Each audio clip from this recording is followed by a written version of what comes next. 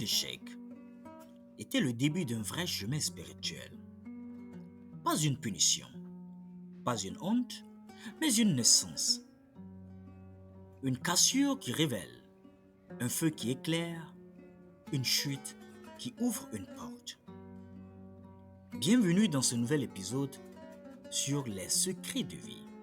Je suis Will Kalek et aujourd'hui je veux vous parler de ce moment que l'on redoute tous. Ce moment où tout s'effondre. Mais si au lieu de fuir cet effondrement, on décidait de l'écouter, de le vivre, de le traverser et d'y puiser une sagesse oubliée. Prenez un instant, installez-vous, respirez profondément.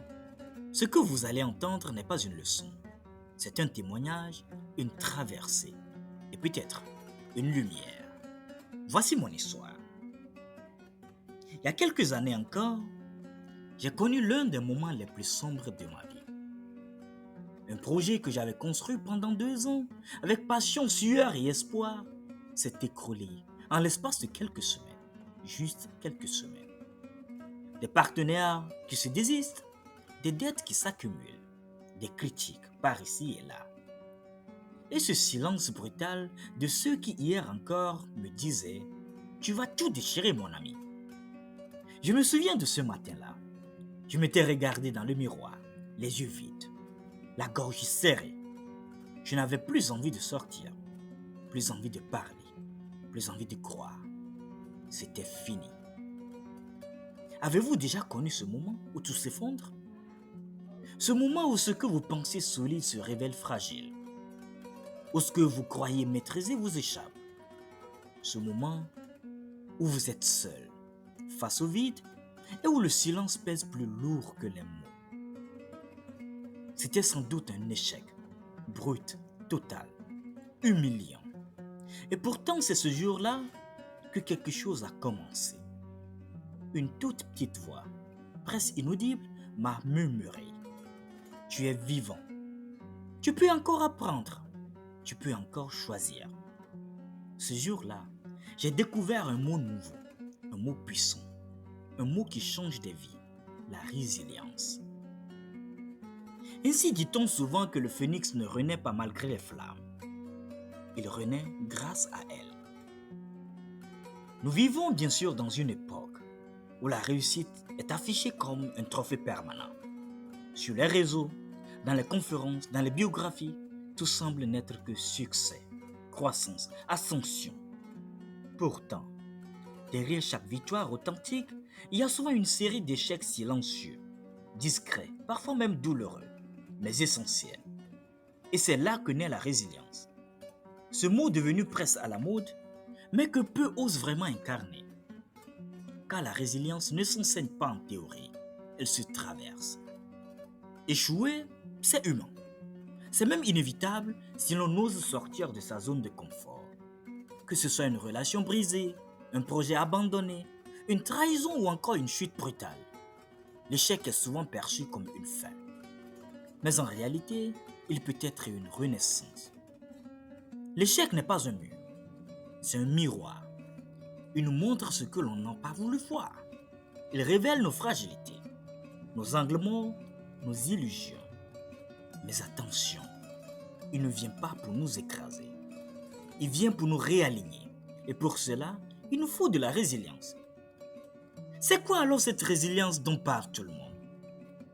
Contrairement à l'image dure du survivant, la résilience n'est pas une armure. C'est une souplesse intérieure. C'est la capacité de plier sans rompre, de tomber sans se briser, de perdre sans se perdre. Résister, c'est se crisper. Être résilient, c'est se transformer. Le résilient, il n'unit jamais la douleur, il la traverse. Il accepte l'ombre pour mieux retrouver la lumière. Il fait de ses cicatrices des calligraphies de sagesse. Il ne cherche pas à revenir comme avant, mais à renaître autrement, à voler. Voler si haut, si loin tel un phénix. Avant de rebondir, il faut tomber et reconnaître la chute. Cela demande du courage, car l'ego veut se justifier, se protéger, accuser.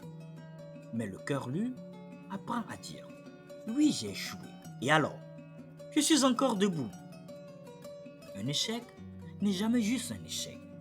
Il cache toujours une leçon, une invitation, une nouvelle orientation. Les plus grands tournants de la vie commencent souvent là où l'on croyait tout avoir perdu. Le sens est ce qui transforme une blessure en tremplin, une chute en réveil. Dans les périodes de crise, on découvre qui est là, non pas pour nous applaudir, mais pour nous relever.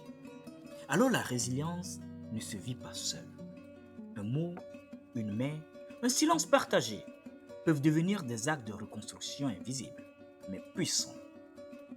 La résilience n'est pas un retour à l'ancien. C'est un acte de création. Elle nous pousse à bâtir autre chose, à partir de ce que nous avons compris, vécu ou traversé. Parfois, on ne récupère pas ce qu'on a perdu, mais on découvre ce qu'on portait en soi depuis toujours. Faudra néanmoins faire attention et savoir que rebondir ne veut pas dire oublier. On entend souvent « passe à autre chose ». Mais non, la vraie résilience n'est pas dans l'oubli, elle est dans l'intégration. Ce que tu as traversé fait justement partie de toi, mais ne te définit pas. Tu n'es pas ton échec, tu es celui ou celle qui se relève. Dans ce monde incertain, instable, exigeant, ce ne sont pas les plus forts qui réussissent, ce sont les plus souples, les plus profonds, ceux qui savent plier sans rompre, ceux qui savent pleurer puis se relever. Ce que la chenille appelle la fin du monde, le maître lui l'appelle un papillon, dit-on souvent. L'échec, il est malheureusement souvent vu comme une punition, une fin, un jugement. Et pourtant, derrière cette apparente défaite, se cache souvent le véritable point de départ d'une transformation intérieure. On se concentre sur soi. On démarre une vie spirituelle. Une vie spirituelle, celle-ci ne commence jamais dans la victoire. Elle commence dans l'humilité, dans la cassure, dans le dépouillement. Le vase ne laisse passer la lumière que lorsqu'il est fendu. Il y a des choses que seule la douleur peut enseigner, des vérités qui ne se révèlent que quand l'ego tombe à genoux. Prenez bien l'histoire de Moïse, mesdames et messieurs. Avant de devenir guide, il a été rejeté. Prenez celle du Bouddha. Il a quitté un palais pour errer, affamé, dans le silence. Prenez même Jésus, comme nous l'enseigne la Bible. Avant sa résurrection, il y eut la croix. Ce que les traditions spirituelles ont compris depuis toujours, c'est que l'échec n'est pas l'ennemi de la foi. Il en est souvent la porte d'entrée. Quand tout va bien, on croit savoir qui on est. On s'identifie à nos succès, à notre rôle social, à notre image. Mais quand tout s'effondre, on perd le masque. Et c'est là que commence le vrai face-à-face, avec ses peurs, avec ses blessures d'enfant, avec son orgueil, avec sa vérité. L'échec devient un miroir. Il ne ment pas. L'échec, c'est le feu. Dans beaucoup de traditions, le feu purifie. Il détruit ce qui est faux pour que ne reste que l'essentiel. Il brûle nos fausses sécurités. Il brûle nos plans bien ficelés. Il brûle nos dépendances. Mais il ne détruit jamais ce qui est vrai. Quand tu échoues, tu comprends ce que tu ne veux pas trahir en toi. Tu réalises que ta paix ne peut pas dépendre d'un résultat extérieur. Et là, tu entres encore dans le dépouillement sacré. Il faut perdre pied quelque temps pour toucher le fond et découvrir que ce fond, c'est spirituel, c'est la vie et c'est toi. L'échec nous enseigne des fois la vraie prière. Avant l'échec, on prie pour obtenir. Après l'échec, on prie pour comprendre. Avant l'échec, on court après des bénédictions. Après l'échec, on devient soi-même une offrande. C'est l'échec qui rend la prière si authentique. Non plus une formule apprise par cœur, mais un cri de l'âme. Un simple « aide-moi à voir, aide-moi à grandir, montre-moi alors ce que je n'ai pas compris ». Aucune voie spirituelle ne commence sans humilité. Mais qu'est-ce que l'humilité? Sinon reconnaître que je ne sais pas tout, que je ne contrôle pas tout.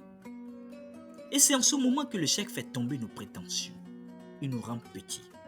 Mais dans cette petitesse, il nous ouvre. Il y a une force dans celui qui a échoué et s'est révélé.